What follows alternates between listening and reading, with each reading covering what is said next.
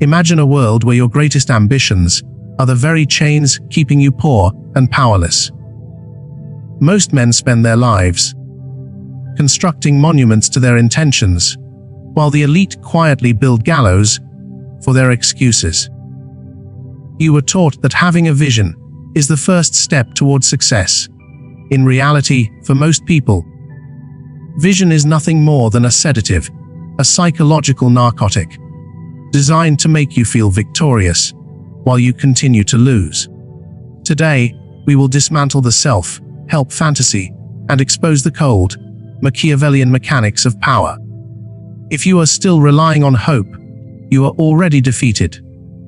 Goals are the ultimate tranquilizer. They are a form of intellectual self-pleasure, providing the warmth of achievement without the friction of labor. The moment you announce a goal, the internal pressure that should drive action dissolves.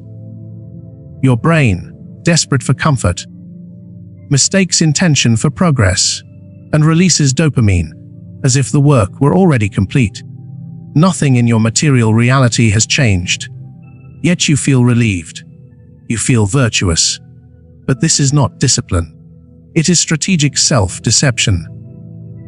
Machiavelli warned of this weakness when he wrote, "Men are so simple and so dominated by their present needs that a deceiver will always find someone willing to be deceived."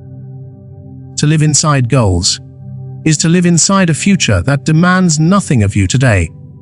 It is the refuge of the weak, allowing them to feel ambitious while remaining stagnant, enjoying the identity of a winner without paying the tax of struggle. This is the poisonous lie fed to the masses, the belief that men rise to the level of their goals. In the arena of power, this is false.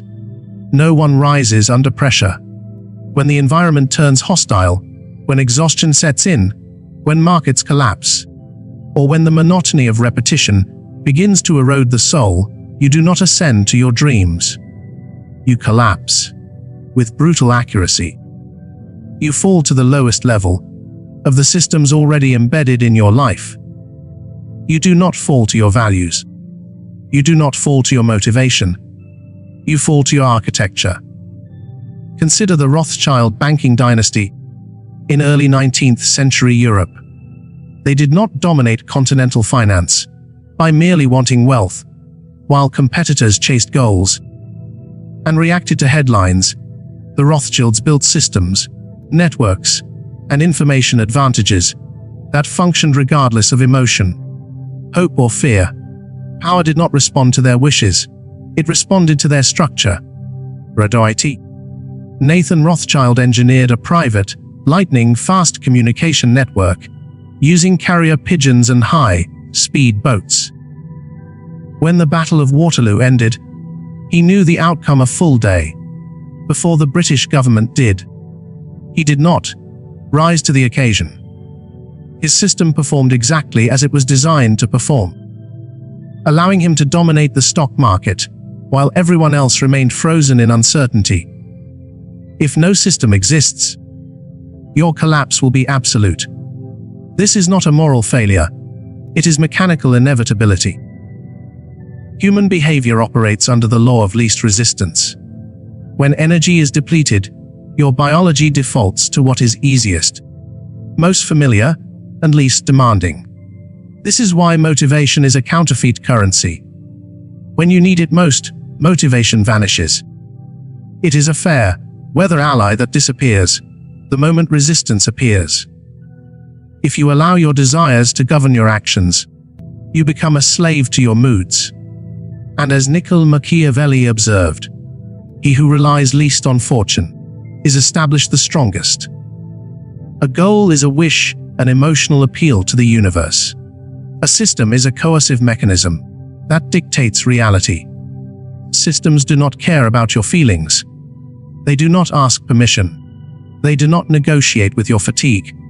They execute. This is why the elite 1% prioritize structure over intensity. They understand that while passion may ignite a fire, only a fireplace can contain it and convert it into useful heat. Most people mistake temporary suffering for effectiveness, because struggle feels noble. But history does not reward nobility. It rewards the machine. Everyone desires wealth, yet few possess the architecture required to sustain it. The difference between the man who dreams of discipline and the man who embodies it is not hunger, it is his refusal to trust himself without a system.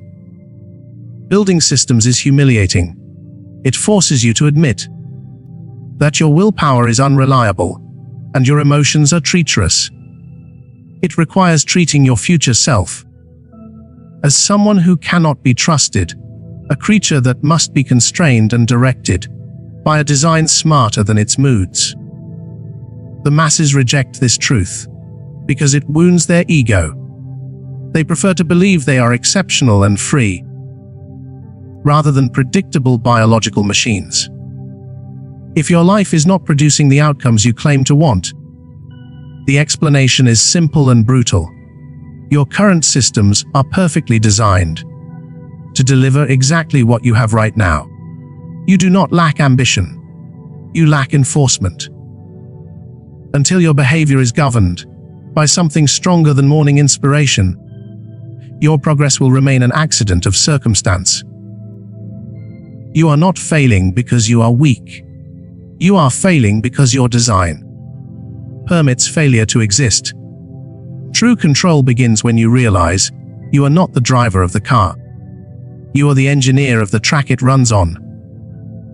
Before we go deeper into how to engineer that track for absolute dominance, take a moment of honest reflection. Share a story in the comments about a time you had a massive goal but no system, and watched it collapse the moment pressure arrived. Let's examine the patterns of our failures so we can bury them permanently. If you are tired of shallow platitudes and ready to master the cold mechanics of success, subscribe to this channel.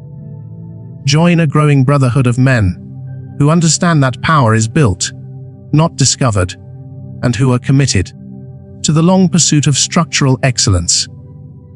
The sovereign's audit measurement without mercy. The transition from dreamer to master of reality begins with a single brutal realization: your self-story is lying to you. Most men move through life inside a thick fog of feeling. They feel like they worked hard today. They feel like progress is happening. They feel like a breakthrough is close. But in the cold tribunal of Machiavellian power, feelings are the currency of peasants. The elite do not operate on intuition and mood. They operate on a ruthless, clinical audit of reality. You must adopt the principle that it is safer to be feared than loved, and direct that fear toward your own excuses.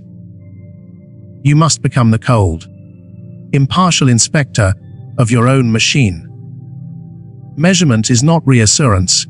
It is not designed to make you feel proud of effort. Measurement is exposure. It strips away the comforting myths you tell yourself and confronts you with raw, unforgiving data.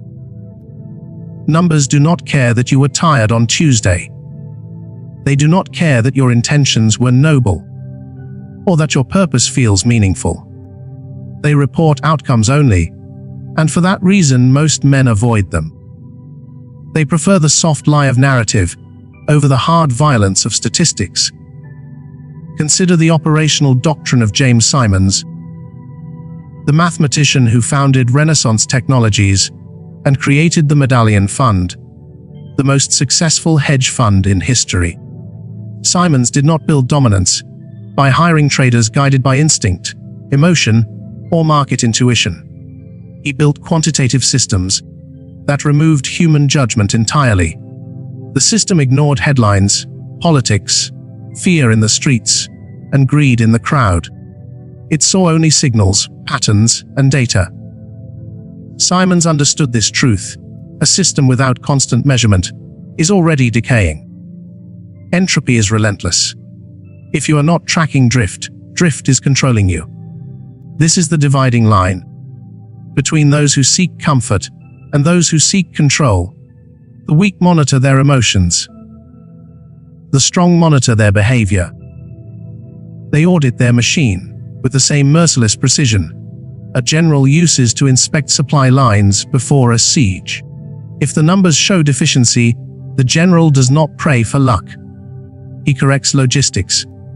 As Machiavelli observed, there is no protection against flattery, except making men understand that telling you the truth will not offend you. You must speak truth to yourself, even when it cuts. This brings us to a deeper reality. Every decision you are forced to make in the moment is a leak in your power. Choice is not freedom. In practice, choice is friction. It creates negotiation with the self, and every negotiation opens the door for weakness to seize control. The moment you wake up and debate whether to execute your routine now or later, you have already suffered a coup. A discussion existed where none should exist. The elite understand that willpower is finite, a battery that drains with every trivial choice. This is why high-level operators eliminate decisions at the tactical level. Consider elite surgeons or special operations units. They do not improvise based on mood or instinct.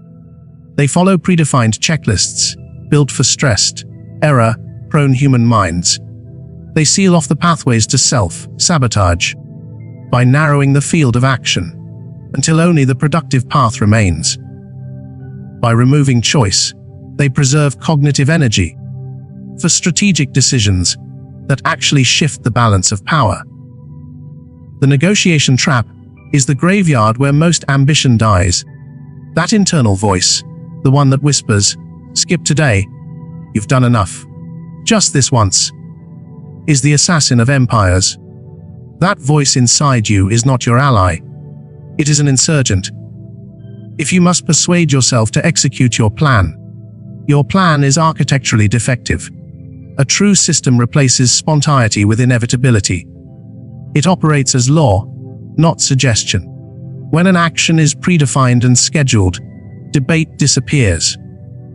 Behavior activates before emotion can interfere. This is not rigidity for the sake of control. It is maximum efficiency. It is the realization that you are most free when you make the fewest decisions about basic execution. Those who refuse to surrender choice must always rely on effort, and effort eventually collapses. Those who eliminate choice replace effort with mechanical certainty. Before we harden this structure into something that survives your worst days, perform a brief affirmation of intent. Comment the words "cold truth" below. Let this signal that you are ready to stop lying to yourself and begin measuring what actually matters. When you start measuring your life with clinical detachment, your ego will revolt. It will accuse you of becoming a machine, of losing your humanity. This is a defense mechanism designed to keep you predictable and controllable. The world rewards those who can endure the silence of repetition. While the masses chase novelty, the elite refine their flywheels.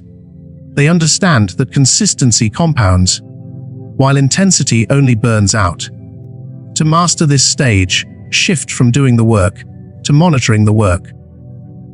You evolve from the laborer pushing the stone to the architect designing the ramp. This is the transition from effort to authority. Authority is quiet. It does not shout. It engineers victory in advance. But building a system that operates while you sleep requires a different strength, strategic rigidity, a discipline most men mistake for imprisonment. Choice is the silent assassin of absolute command. Modern culture worships choice as freedom, a gift of enlightenment. But in the chambers of high performance, where the true 1% operate, choice is recognized as friction. Every option creates a leak, through which energy and resolve escape. Every decision at the moment of execution invites negotiation, and any student of power knows, negotiating with a weaker version of yourself guarantees a compromise that favors comfort over outcome. The moment you ask, "Should I do this now?" you have already surrendered the throne. You invited the internal peasant, the part of you that craves safety, warmth, and ease, into the decision. That voice, driven by survival instinct, will always argue more persuasively than your ambition. This is why the truly disciplined appear rigid, even boring to outsiders. They are not obsessed with rules. They are sealing off the roads to self-sabotage. They build a cage for the fox within, so the lion can hunt without distraction. Machiavelli wrote that God is not willing to do everything for us, lest he take away our free will and the share of glory that belongs to man. Yet he also understood that without structure, human nature becomes chaotic and destructive. You must apply this political logic to your own mind. Consider the ruthless architecture of the Prussian general staff under Helmuth von Moltke the Elder. While other nations depended on heroic generals, prone to fatigue, emotion, and chaos, the Prussians built an impersonal machine of war. They did not wait for genius to appear. They engineered standardized systems of analysis and execution that made individual brilliance unnecessary. They replaced human volatility with mechanical reliability. Moltke understood that no plan survives contact with the enemy, but a system of planning survives everything. He did not wonder whether officers felt motivated to train. He designed an environment where training was the only reality. This is the difference between habit and infrastructure. Habit is something you perform. Infrastructure is something you live inside. The undisciplined exist in constant adaptation, which they mistake for flexibility. In truth, they are exposed and fragile. When each day demands new decisions, when to rise, what to consume, which task deserves priority, the cognitive burden becomes unbearable. This is why those who rely on effort alone eventually plateau and collapse. They drain their finite willpower on trivial decisions before the real battle even begins. The master operates differently. He decides once, and he decides in advance. When clarity is high and the ego is quiet, he locks his decisions into impersonal structure. He outsources compliance to a schedule that does not care whether he is tired. This is the phase of self-removal.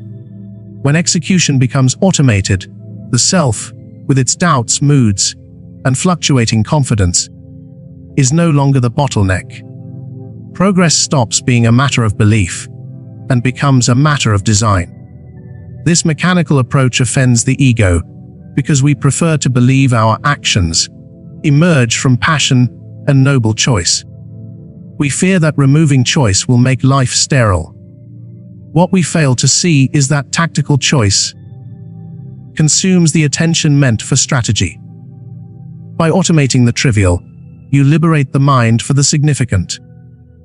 This is how power accumulates, not through inspiration spikes, but through the relentless elimination of noise. If an action is not scheduled, specified, and constrained, it will not survive friction. If it depends on memory, it will be forgotten. If it depends on emotion, it will be abandoned. Precision seals the escape routes.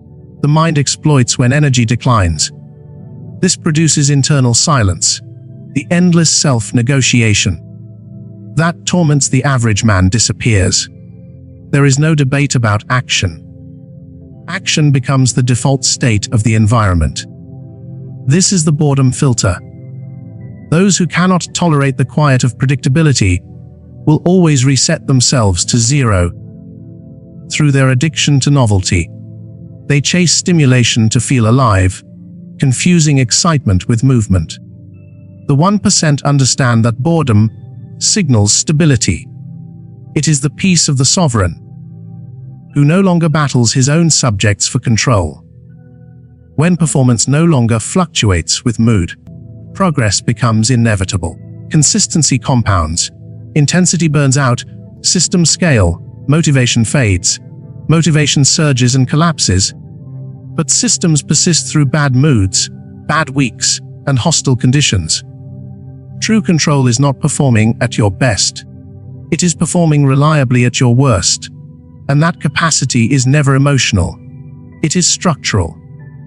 Before entering the final phase of total environmental dominance, lock this principle in. Comment the word structure below as a signal that you are ready to exchange the chaos of choice for the power of design. Build what survives you. This is the final realization that separates sovereigns from peasants. The ultimate weakness of any structure is dependence on your presence, your attention, or your temporary energy.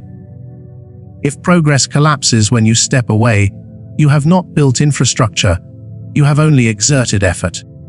Only what survives your absence deserves to be called power. Those who confuse business with control are trapped in perpetual labor, constantly feeding a fire that dies the moment they walk away. A mature system must operate when you are tired, distracted, or disengaged. It must contain defaults, buffers, and failed safes. It must assume human error and function regardless. Anything requiring constant heroic vigilance is fragile by design. As Machiavelli observed, promises belong to the past, broken words belong to the present. If your system depends on future self-discipline, it will eventually fail. Durable systems assume mediocrity and engineer around it. Most men sabotage themselves by designing lives that demand perfection every day, flawless focus, relentless discipline, and emotional stability merely to survive. When reality intrudes, family crisis, illness, exhaustion, their structure collapses, and they blame their character. The failure was never personal, it was architectural. Consider the dominance of the British East India Company. They did not rule a subcontinent through the genius of a single man. They built a bureaucratic corporate state with rigid protocols and administrative systems capable of governing half the world from a London boardroom. Despite months, long communication delays, and constant personnel loss, the machine was indifferent to individuals. This is the transition from executor to architect. The question is no longer, can I perform today? It becomes, can this operate without me? This shift is uncomfortable. Architects receive no applause. There is no visible struggle to celebrate. No emotional reward for grinding. Only silent power accumulating in the background. Only the predictable, silent output of a well-oiled machine remains. At this advanced stage, the system begins to feel natural. It integrates into your environment, your schedule, and eventually your identity. Breaking the structure starts to feel irrational, rather than tempting. The cost of deviation becomes so immediate and obvious that consistency enforces itself. This is lock-in, the ultimate advantage of the elite. When your environment is tuned so precisely that skipping a task creates visible, painful friction, you no longer need reminders or guilt. You simply execute. Those who never build this infrastructure must repeatedly restart their lives, driven by the exhausting vapor of fresh beginnings. Those who do build it never need to restart. They understand the final objective is not productivity, it is continuity. Continuity allows results to compound into wealth and influence that endure across generations. If you seek to transcend the mediocre cycle of trying and enter the domain of true command, subscribe now. Join a growing community of sovereigns who understand that power is engineered, not desired. We are building a tribe where long-term value and structural excellence are the only currencies that matter. At this stage, motivation has lost all relevance because nothing remains to summon. Action occurs because the environment demands it. The system has replaced intention with inevitability. This is not personal development. It is environmental dominance. Most people attempt to change themselves, a task as difficult as it is temporary. A few instead redesign the constraints around them, and behavior follows without resistance. When motivation disappears, so does struggle. What remains is execution without drama, progress without noise, and authority without effort. This is the collapse of illusion. The objective is not permanent inspiration, it is permanent command. And once command is established, it does not require renewal. It simply exists. You no longer resist temptation, because temptation has been removed from the environment. You no longer push through boredom, because boredom signals stability. You have removed yourself as the weakest link in your own chain. The final realization there: freedom is designed, not felt. True freedom is the absence of tactical decision-making. When systems are installed, life becomes narrow, predictable, and extraordinarily powerful. This predictability is not confinement. It is protection. It shields energy from waste and preserves attention for the strategic actions that reshape the world. Those without systems must constantly decide what comes next, burning their best hours on execution mechanics instead of strategic purpose. They confuse motion with progress and exhaustion with effectiveness. But you chose differently. You accepted early constraints. To eliminate permanent struggle, you refined your machine without sentiment and sealed the exits that once enabled failure, making collapse impossible. Comment the word dominance below as a final affirmation of your transition from servant of your moods to architect of your destiny. The quiet endgame has begun, and the world belongs to those who build what survives them.